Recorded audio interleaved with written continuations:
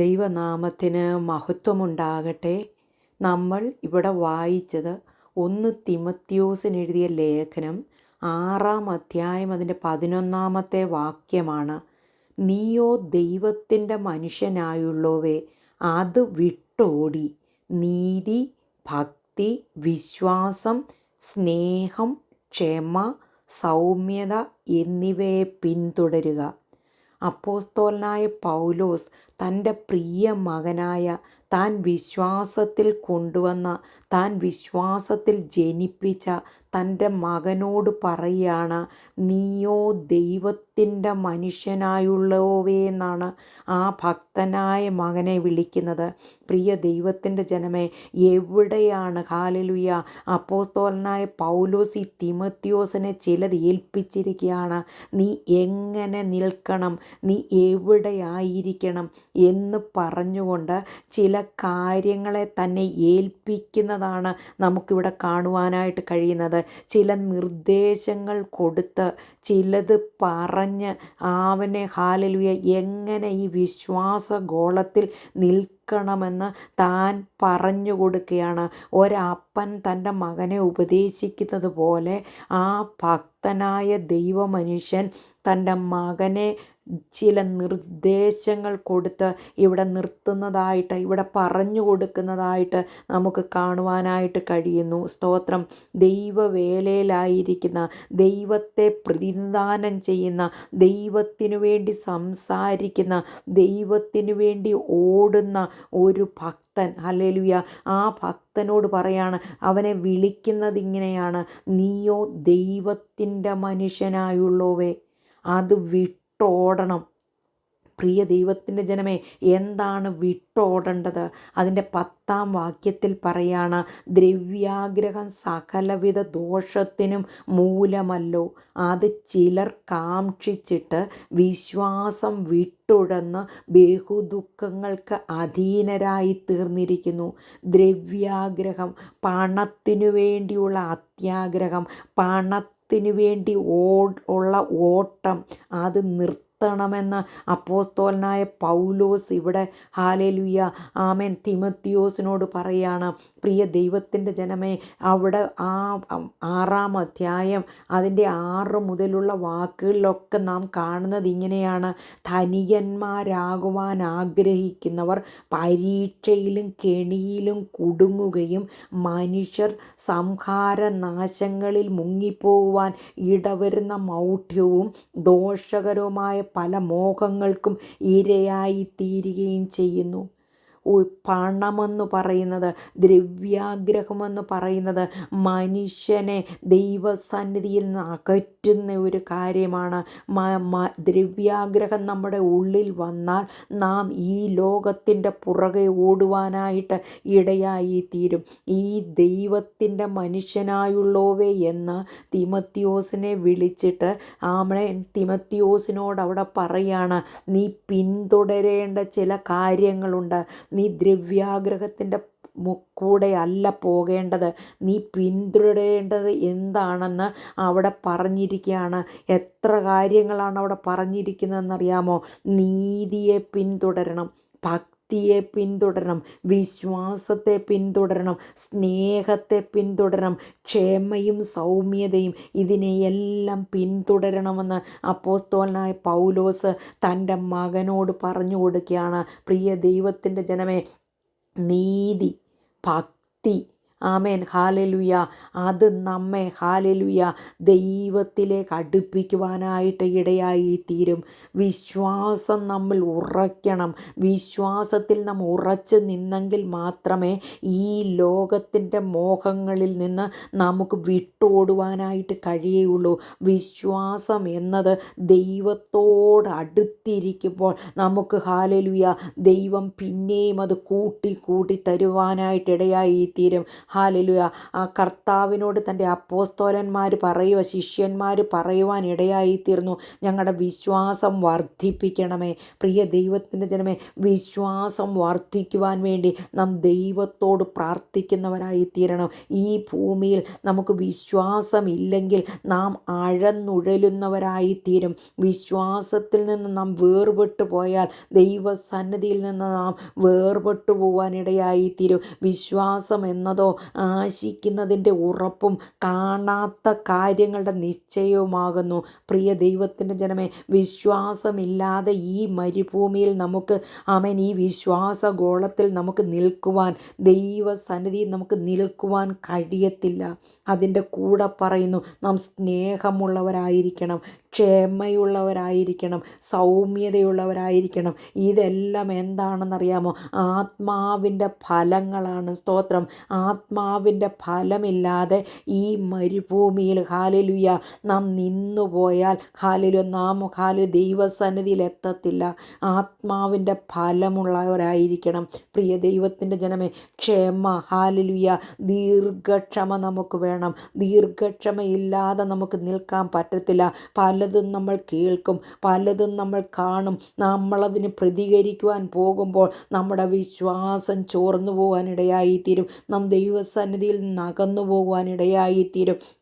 അതുകൊണ്ട് അപ്പോസ്തലനായ പൗലോസ് തൻ്റെ മകനോട് പറയാണ്, നീയോ ദൈവത്തിൻ്റെ മനുഷ്യനായുള്ളവേ, അത് വിട്ടോടി നീതി, ഭക്തി, വിശ്വാസം, സ്നേഹം, ക്ഷമ, സൗമ്യത എന്നിവയെ പിന്തുടരുക. അതിൻ്റെ കൂടെ ഒരു കാര്യം കൂടെ പറയുന്നുണ്ട്, വിശ്വാസത്തിൻ്റെ നല്ല പോർ പൊരുതുക, നിത്യജീവനെ പിടിച്ചുകൊള്ളുക. അതിനായി നീ വിളിക്കപ്പെട്ട് അനേകം സാക്ഷികളുടെ മുൻപാകെ നല്ല സ്വീകാരം കഴിച്ചുവല്ലോ. പ്രിയ ദൈവത്തിൻ്റെ ജനമേ, നമ്മെ എന്തിനു വേണ്ടിയാണ് ദൈവം തിരഞ്ഞെടുത്തിരിക്കുന്നത്? നമ്മെ എന്തിനു വേണ്ടിയാണ് ദൈവം വിളിച്ചു വേർതിരിച്ചിരിക്കുന്നത്? ഹാലലുയ, നിത്യജീവനെ പിടിച്ചുകൊള്ളുവാൻ, നിത്യരാജ്യത്തിൻ്റെ അവകാശികളായി തീരുവാൻ നമ്മെ ദൈവം വിളിച്ചിരിക്കുകയാണ്. അതിലേക്ക് നാം നടന്ന് നീങ്ങുമ്പോൾ ഈ ഭൂമിയിലെ ചില കാര്യങ്ങൾ നമ്മെ അതിൽ നിന്ന് പുറകോട്ട് വലിക്കുവാൻ ഇടയായിത്തീരും. അതിൻ്റെ പ്രധാന കാരണമാണ് ദ്രവ്യാഗ്രഹമെന്ന് പറയുന്നത്. ദ്രവ്യാഗ്രഹമാണ് സകലവിധ ദോഷത്തിനും കാരണമായി തീരുന്നത്. അതാഗ്രഹിക്കുന്നവർ ആ സകലത്തിൽ നിന്ന് മാറിപ്പോയിട്ട്, ദൈവത്തിൽ നിന്ന് മാറിപ്പോയിട്ട്, ദൈവവചനത്തിൽ നിന്ന് മാറിപ്പോയിട്ട് അവർ സംഹാരനാശങ്ങളിൽ മുങ്ങിപ്പോകുവാൻ ഇടവരുന്ന മൗഢ്യവും ദോഷകരവുമായ പല മോഹങ്ങൾക്കും ഇരയായി തീരുകയും ചെയ്യും. പ്രിയ ദൈവത്തിൻ്റെ ജനമേ, ദൈവം നമ്മോട് എന്തു പറഞ്ഞിരിക്കുന്നു? ദൈവം നമുക്ക് വേണ്ടി ഒരു രാജ്യം ഒരുക്കിയിട്ടുണ്ട്. നമുക്ക് നിത്യജീവനെ ദൈവം തരുകയാണ്. സ്തോത്രം. അത് നാം പിടിച്ചുകൊള്ളണം. സ്തോത്രം. നിത്യജീവൻ നമുക്ക് വേണ്ടി ഒരുക്കിയിട്ടുണ്ട്. നാം അതിൽ നിന്ന്, ദൈവവചനത്തിൽ നിന്ന് മാറിപ്പോകരുത്. ദൈവത്തെ നാം മുറുകെ പിടിക്കുവാൻ ഇടയായി തീരണം. 2 തിമോഥെയോസിന് എഴുതിയ ലേഖനം 2-ാം അധ്യായം അതിൻ്റെ 22 നാം വായിക്കുന്നത് ഇങ്ങനെയാണ്, യൗവന മോഹങ്ങളെ വിട്ടോടി നീതിയും വിശ്വാസവും സ്നേഹവും ശുദ്ധ ഹൃദയത്തോടെ കർത്താവിനെ വിളിച്ചപേക്ഷിക്കുന്ന എല്ലാവരോടും സമാധാനവും ആചരിക്കുക. ബുദ്ധിയില്ലാത്ത മൗഢ്യതർക്കം ശണ്ട ജനിപ്പിക്കുന്നു എന്നറിഞ്ഞ് അത് ഒഴിഞ്ഞിരിക്കുക. അപ്പോസ്തലനായ പൗലോസ് തിമോഥെയോസിന് നിർദ്ദേശങ്ങൾ കൊടുക്കുകയാണ്, ആജ്ഞാപിച്ചു പറഞ്ഞു കൊടുക്കുകയാണ്. നീ ഇങ്ങനെയായിരിക്കണം, നീ ദൈവസഭയിൽ ഇങ്ങനെയായിരിക്കണം, ദൈവമക്കളുടെ മുൻപാകെ ഇങ്ങനെയായിരിക്കണം. പ്രിയ ദൈവത്തിൻ്റെ ജനമേ, ദൈവം നമ്മെ എല്ലാവരെയും ആക്കിയിരിക്കുന്ന ഇടത്ത് ദൈവത്തിന് വേണ്ടി വിശ്വസ്തയോടെ ജീവിക്കുവാൻ നാം നമ്മെ തന്നെ സമർപ്പിക്കുമ്പോഴാണ് ദൈവപ്രവൃത്തി നമ്മുടെ ജീവിതത്തിൽ വെളിപ്പെടുന്നത്. പ്രിയ ദൈവത്തിൻ്റെ ജനമേ, ഈ മരുഭൂമി യാത്ര കഷ്ടത നിറഞ്ഞതാണ്, പ്രതിസന്ധികൾ നിറഞ്ഞതാണ്, പ്രതികൂലങ്ങൾ നിറഞ്ഞതാണ്. അതിൻ്റെ മധ്യത്തിൽ ദൈവത്തോട് ആരടുത്തിരിക്കുന്നുവോ, ദൈവത്തോട് ആര് കൂടെ നടക്കുവാൻ തയ്യാറാകുന്നുവോ അവർക്ക് വേണ്ടി ദൈവം അത്ഭുതങ്ങളെ ചെയ്യുവാനിടയായി തീരും. നാം ഹാനോക്കിനെ നോക്കുകയാണെങ്കിൽ ഹാനോക്ക് ദൈവത്തോട് കൂടെ നടന്ന ഒരു വ്യക്തിയാണ്.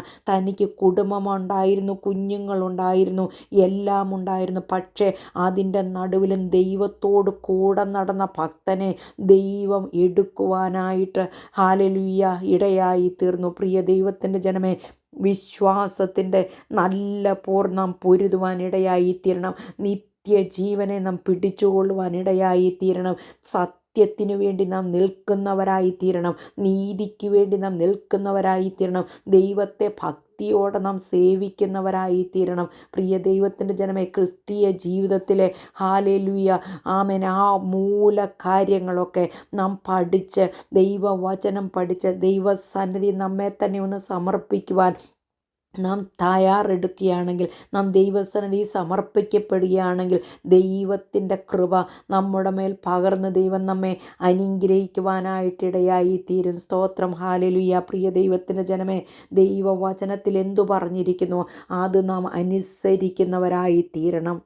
അപ്പോസ്തലനായ പൗലോസ് പറയാണ്, ഇഹലോകത്തിലേക്ക് നാം ഒന്നും കൊണ്ടുവന്നിട്ടില്ല, ഇവിടെ നിന്ന് നാം യാതൊന്നും കൊണ്ടുപോകുവാൻ കഴിയുന്നതുമല്ല. ഉണ്മാനും ഉടുപ്പാനും ഉണ്ടെങ്കിൽ മതിയെന്ന് വിചാരിക്കുക. ധനവാന്മാരാകുവാനുള്ള മോഹത്തെ നാം എറിഞ്ഞു കളയണം.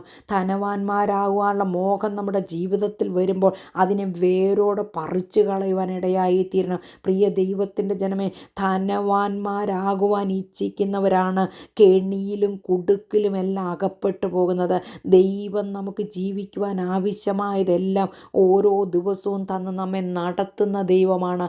അതുകൊണ്ട് ആ ദൈവത്തിൻ്റെ സന്നിധിയിൽ നമ്മെ തന്നെ നമുക്ക് സമർപ്പിക്കാം. ഇവിടെ തിമോത്തിയോസിനെ അപ്പോസ്തലനായ പൗലോസ് വിളിക്കുകയാണ്, ദൈവത്തിൻ്റെ മനുഷ്യനായുള്ളോവേ. പ്രിയ ദൈവത്തിൻ്റെ ജനമേ, ഹല്ലേലൂയ. ദൈവസേവയിൽ, ദൈവവേലയിലായിരിക്കുന്ന ഓരോ മക്കളും ദൈവസന്നിധി താണിരുന്നുകൊണ്ട്, ദൈവസന്നിധിയിൽ പറഞ്ഞിരിക്കുന്ന ഓരോ കാര്യങ്ങളും ഏറ്റെടുത്തുകൊണ്ട് ദൈവത്തിന് വേണ്ടി നിൽക്കുമ്പോൾ ദൈവപ്രവൃത്തി ജീവിതത്തിൽ വെളിപ്പെട്ട് അനേകരെ നിത്യരാജ്യത്തിലേക്ക് നേടുവാൻ തക്കവണ്ണം കർത്താവ് നമ്മെ ഉപയോഗിക്കുവാനായിട്ടിടയായി തീരും. അതുകൊണ്ട് ദൈവസന്നിധി നമ്മെ തന്നെ നമുക്ക് സമർപ്പിക്കാം. കർത്താവിന് വേണ്ടി നമുക്ക് നിൽക്കാം. അതിനായിട്ട് ദൈവം നമ്മെ എല്ലാവരെയും സഹായിക്കട്ടെ. ഈ വചനങ്ങളാൽ ദൈവം നമ്മെ അനുഗ്രഹിക്കട്ടെ. നമുക്കൊരു വാക്ക് പ്രാർത്ഥിക്കാം. പരിശുദ്ധ ദൈവമേ, സ്വർഗീയനായ നല്ല പിതാവേ, കേൾപ്പിച്ച അനുഗ്രഹിക്കപ്പെട്ട വചനത്തിനായി സ്തോത്രം. ഈ വചനം കേൾക്കുന്ന ഓരോ മക്കളെയും കർത്താവേ അവിടുന്ന് ബലപ്പെടുത്തണമേ. കർത്താവിനോട് ഒന്നുകൂടെ അടുത്തിരിപ്പാൻ അവരെ സഹായിക്കണമേ എന്ന് പ്രാർത്ഥിക്കുന്നു. തിരുനാമം മാത്രം മഹത്വം എടുക്കട്ടെ. അത്ഭുതം ദൈവം ചെയ്യണം. പ്രാർത്ഥന കേട്ടതിനാൽ സ്തോത്രം. യേശുപ്പച്ചൻ്റെ ധന്യമുള്ള നാമത്തിൽ തന്നെ. ആമേൻ. God bless you all.